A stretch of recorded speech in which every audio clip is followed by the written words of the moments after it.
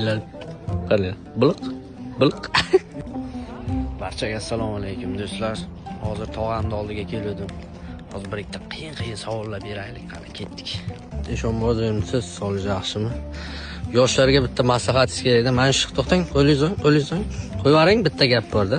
Qo'yib turing. Mana shu ahvolga tushmaslik uchun nima qilish kerak mana shu ahvolga tushmaslik uchun? Qorinni qaranglar. Qani, biliq. Bu aholiga tushmaslik uchun aytadi-ku.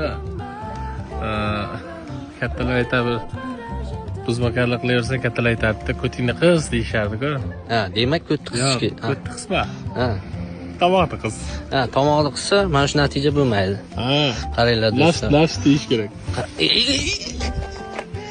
Qaranglar, bitta ruxsat bering. Kirgizmangda, chiqarib qo'ying, o'z holiga qo'ying, o'z holiga qo'ying.